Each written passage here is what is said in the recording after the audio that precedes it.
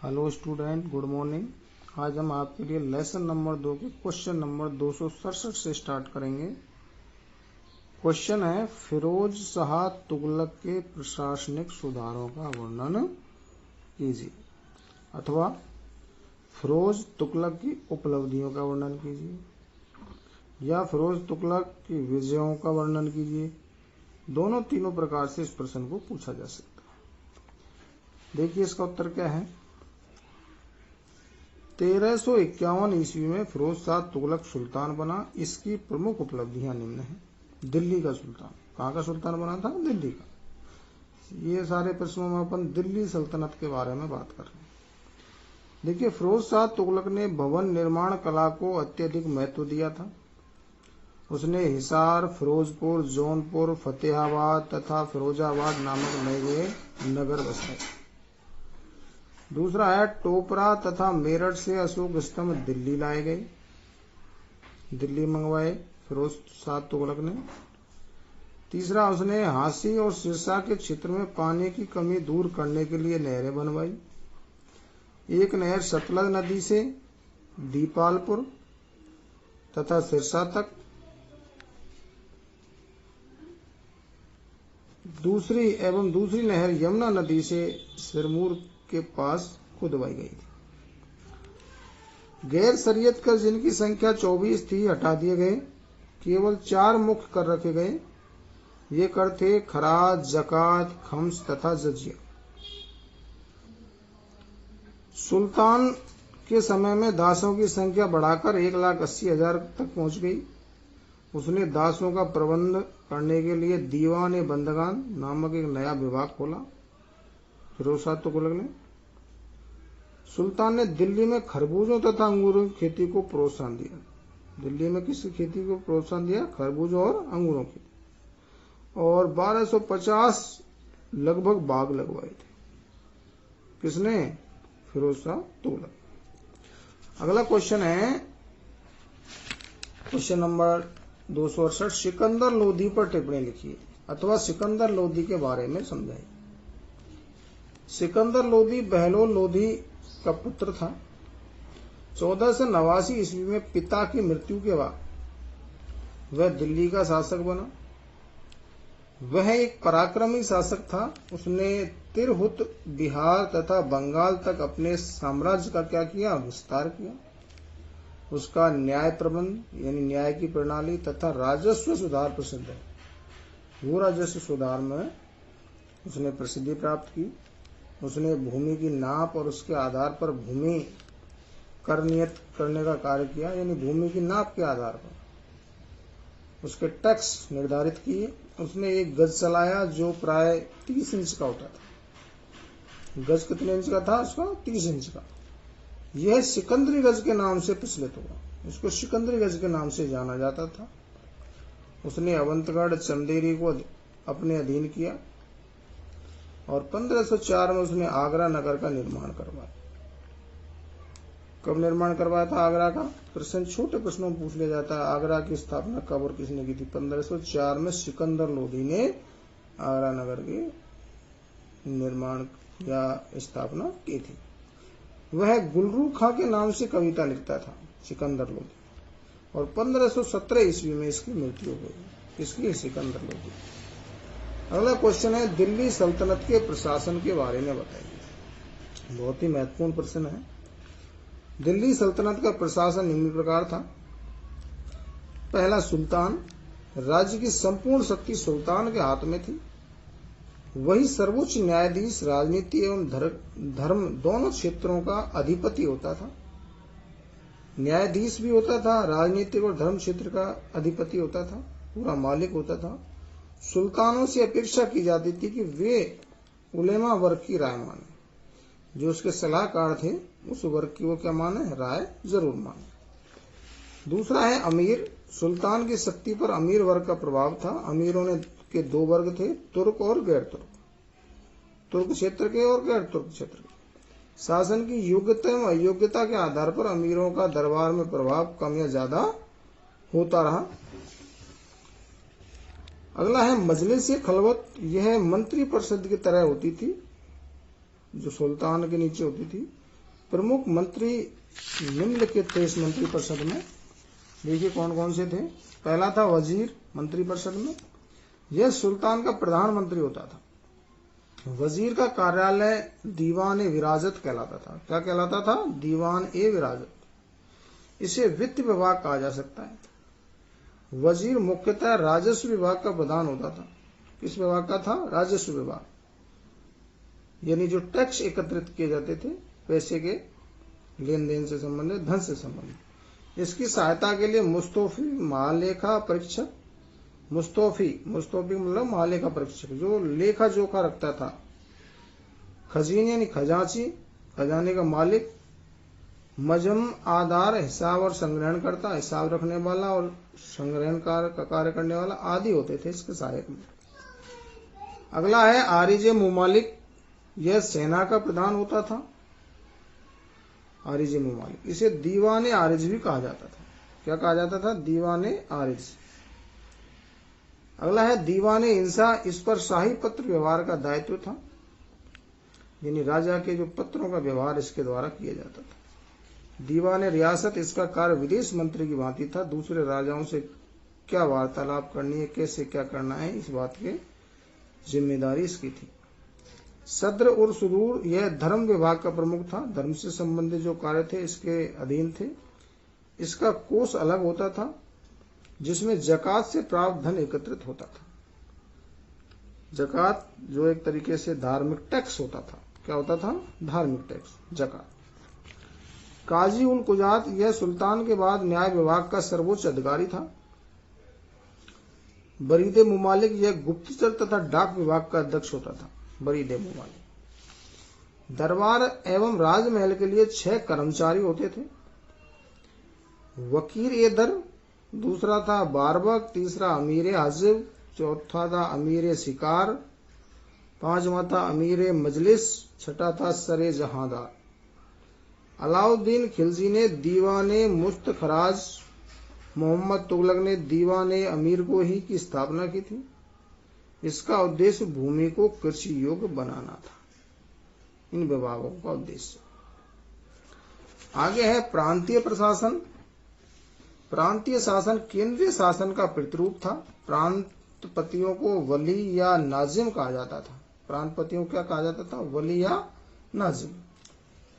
प्रांतपति की नियुक्ति सुल्तान द्वारा की जाती थी। सिख जिले का राजस्व अधिकारी होता था। क्या होता था? राजस्व अधिकारी होता था सिख। अगला क्वेश्चन है, बाबर भारत में किन विजयों के लिए प्रसिद्ध है? ये अभी इसी वर्ष आरबीएसई माध्यमिक शिक्षा बोर्ड के 2020 की परीक्षा में पूछा हुआ प्रश्न है, या इसको दूसरे तरीके से भी पूछा जा सकता है, बाबर की विजयों का वर्णन कीजिए। मुगल शासक जो बाबर भारत में आया तो उसने कौन कौन सी विजय प्राप्त की?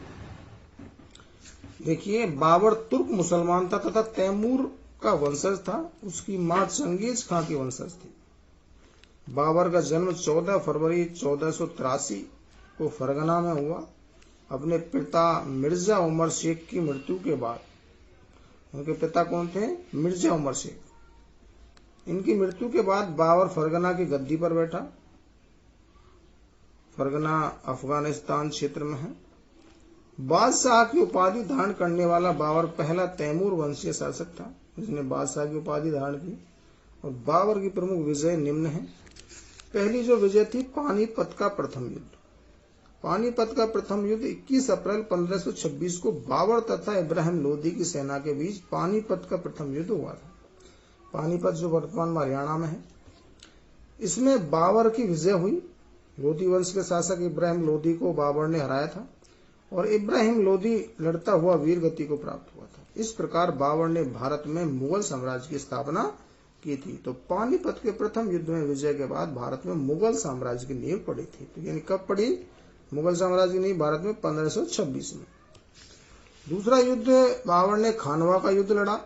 16 मार्च 1527 को खानवा जो भरतपुर क्षेत्र में है के मैदान में बाबर और मेवाड़ के शासक राणा सांगा के बीच युद्ध हुआ। मेवाड़ के शासक, मेवाड़ यानी चित्तौड़, उदयपुर, प्रतापगढ़ का जो क्षेत्र है जो महाराणा प्रताप से संबंधित है, तो यहाँ के शासक थे महाराणा सांगा।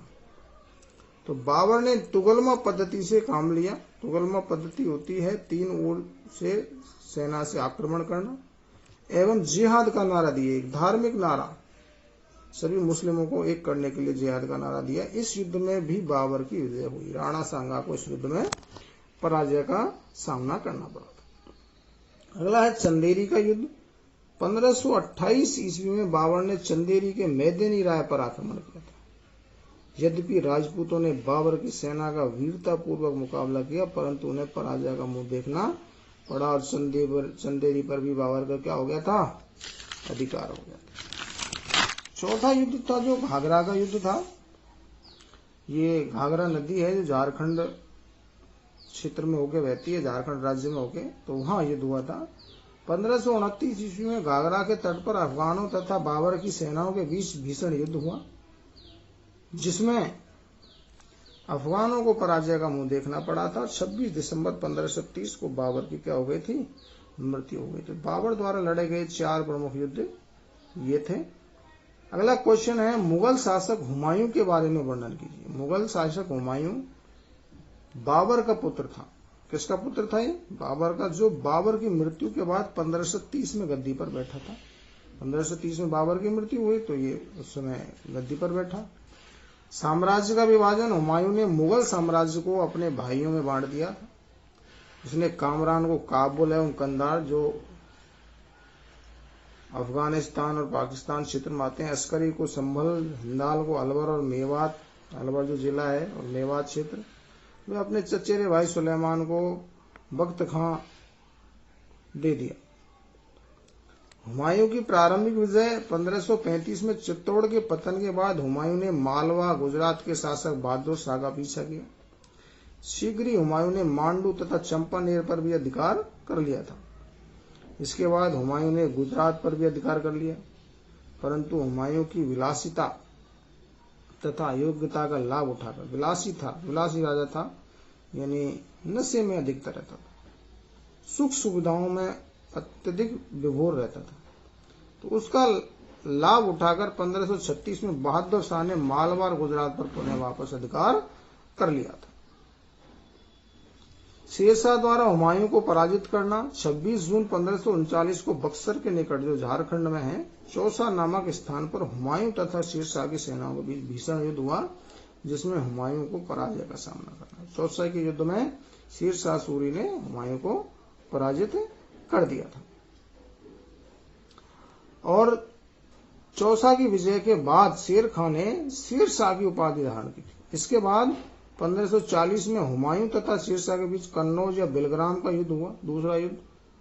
इसमें हुमायूं की पराजय हुई वापस और हुमायूं अपने प्राण बचाने के लिए भाग गया। जब इसे लगा कि मुझे बचने का नहीं बच पाऊंगा, तो यहां से ये युद्ध क्षेत्र को छोड़कर भाग गया था। दिल्ली की सल्तनत शेरशाह के अधिकार में चली गई, यानी दिल्ली की गद्दी पर कौन बैठा, शेरशाह सूरी। हुमायूं द्वारा भारत की पुनर्विजय। हुमायूं ने फारस के शासक की सहायता से कंधार, काबुल पर अधिकार कर लिया और 1555 में उसने लाहौर पर अधिकार कर लिया वापस से। सिकंदर सूर ने मुगलों का दमन करने के लिए तातार खां तथा नसीब खां के नेतृत्व में एक विशाल अफगान सेना भेजी। 15 मई 1555 को मच्छीवाड़ा नामक स्थान पर मुगलों और अफगानों के में भीषण युद्ध हुआ, मच्छीवाड़ा का युद्ध, जिसमें मुगलों की विजय हुई, जिसमें हुमायूं विजय रहा। इस विजय के फलस्वरूप संपूर्ण पंजाब पर मुगलों का अधिकार हो गया था और 22 जून 1555 को अफगानों और मुगलों के बीच सरहिंद नामक स्थान पर भीषण युद्ध हुआ। वापस दूसरा जो युद्ध हुआ था सरहिंद, पंजाब में है, जो वर्तमान पाकिस्तान, जिसमें अफगानों की पराजय हुई। इसके बाद 23 जुलाई 1555 को हुमायूं ने दिल्ली की गद्दी पर क्या कर लिया, अधिकार कर लिया। अगला है हुमायूं की मृत्यु। 24 जनवरी 1556 को दीन पनाह में स्थित, जो दीन पनाह पुस्तकालय है दिल्ली में, इसने जो इसका निर्माण भी करवाया था हुमायूं ने, अपने पुस्तकालय की सीढ़ियों से हुमायूं फिसल गया और बुरी तरह से घायल हो गया और 27 जनवरी 1556 को इसका देहांत हो गया था। किसका, हुमायूं का। आगे बात करेंगे हम शेरशाह सूरी की उपलब्धियों। या शेरशाह सूरी की विजयों का वर्णन कीजिए। देखिए, शेरशाह सूरी सूर साम्राज्य का संस्थापक था। उसका वास्तविक नाम फरीद खां। वह हसन खां का पुत्र था, जो जौनपुर राज्य के अंतर्गत सासाराम बिहार का जागीरदार था। दक्षिणी बिहार के तत्कालीन शासक बहार खां ने निहत्ते फरीद द्वारा शेर मार दिए जाने पर उसे शेर खां की उपाधि प्रदान की थी। किसको? सूर खां को या फरीद को, सॉरी किसको? फरीद को। निहत्ते शेर मार दिए जाने के कारण शेर खां की उपाधि धारण प्रदान की थी। शेर खां की प्रमुख विजय निम्नलिखित है। पहली विजय है मालवा पर विजय। 1542 में शेर शाह ने मालवा पर आक्रमण कर वहां अधिकार कर लिया था। मालवा जो मध्य प्रदेश क्षेत्र में आता है। दूसरी जो विजय थी मुल्तान व सिंध की विजय। 1543 ईस्वी में शेर शाह ने मुल्तान और सिंध पर भी अधिकार कर लिया था। तीसरी जो विजय थी रायसीन की विजय। 1543 में शेर शाह ने रायसीन पर आक्रमण कर उस पर अधिकार कर लिया। चौथी जो विजय थी मारवाड़ की विजय। 1544 में छल कपट से काम लेते हुए शेर शाह ने मालदेव की सेना, मारवाड़ जो जोधपुर अजमेर पाली क्षेत्र है, मारवाड़ क्षेत्र था, जहां उस समय 1544 में मालदेव शासक था, मालदेव की सेना को पराजित कर दिया। और जैतार कुपा नामक राठौड़ सरदारों ने वीरता पूर्वक शेर शाह की सेना का क्या किया था? यहाँ मुकाबला। इसके सेना नायक थे जैतार कुपा मालदेव, परंतु उन्हें पराजय का सामना करना पड़ा था। वे हजारों योद्धाओं सहित लड़ते हुए वीर गति को प्राप्त हुए। अजमेर और जोधपुर पर किसका अधिकार हो गया? शेर शाह का अधिकार। राठौड़ों की वीरता से प्रभावित होकर शेर शाह ने कहा था कि मैं मुट्ठी भर बाजरे के लिए हिंदुस्तान की सल्तनत खो देता। इस युद्ध में बहुत ही कठिनाई का सामना शेर शाह सूरी को करना पड़ा था। इसलिए अंत में जब विजय प्राप्त हुई तब ये वाक्य उसने कहे थे शेर शाह सूरी ने कि मैं मुट्ठी भर बाजरे के लिए हिंदुस्तान की सल्तनत खो देता। यानी थार के मरुस्थल में उस समय अधिकतर बाजरा उत्पादित होता था कि इस थोड़े से बाजरे के लिए मैं युद्ध में यदि हार जाता तो हिंदुस्तान की सल्तनत यानी दिल्ली की गद्दी को हार जाता। मेवाड़ पर विजय। 1544 में मेवाड़ ने भी शेर शाह सूरी की अधीनता स्वीकार कर ली। कन्नौज की विजय। 1545 में कालिंजर के युद्ध के दौरान बारूद में विस्फोट होने से शेर शाह की मृत्यु हो गई, परंतु कन्नौज पर भी शेर शाह का क्या हो गया था? अधिकार हो गया था। तो विद्यार्थियों आज के लिए इतना ही। और यहाँ तक किसी भी विद्यार्थी को समझने में या कोई प्रॉब्लम है तो कमेंट में जाके जरूर पूछें और चैनल को लाइक और सब्सक्राइब जरूर करें। थैंक यू, धन्यवाद।